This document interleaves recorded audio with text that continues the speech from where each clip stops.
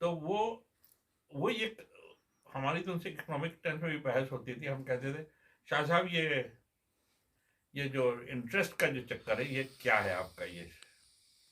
तो कहते थे मसला उसमें ये है कि, और वो कहते थे कि कुरान शरीफ में जहाँ पे कि इंटरेस्ट का लिखा हुआ वहां पे ये भी लिखा हुआ है कि जुल्म ना करो। Within reason. नहीं, जुल्म ना हो, क्योंकि ये जुल्म है। अगर आप किसी से 100 और लीजिए उसको और उसे 150 कहिए 120 दे देना, तो और जुल्म नहीं है। दोगे तो हम तुम्हारी गाड़ी उठा ले जाएंगे, कुछ करोगे, तो उसके ऊपर जुल्म का जो कंटेंट है ना वो वहां पे लिखा हुआ है कि जुल्म।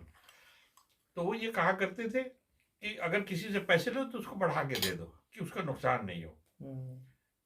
जैसे कि किसी ने, आपने मुझसे 100, मैंने आपको 100 पाउंड दिए। अब आज 100 पाउंड में सपोज कीजिए कि 100 ब्रेड आती है। साल भर के बाद आपने मुझे 100 वापस कर दिए। अब जब मैं ब्रेड लेने गया तो मुझे 90 ही मिली, फिर दाम बढ़ गए। तो इसका मतलब ये हुआ कि मैंने तो आपकी मदद की और आपने मेरे ऊपर जुल्म कर दिया। उल्टा जुल्म मेरे ऊपर हो गया, मैं तो मदद करने गया था आपकी। तो ये जो इंटरेस्ट रेट जो परचेजिंग पावर के ऊपर है, जैसे आज इंटरेस्ट रेट जो भी चल रहा है यहाँ पे अभी 1.5 है या 1.25 है, उसके ऊपर 5% और लगा लीजिए, जो उनका बैंक ऑफ इंग्लैंड का जो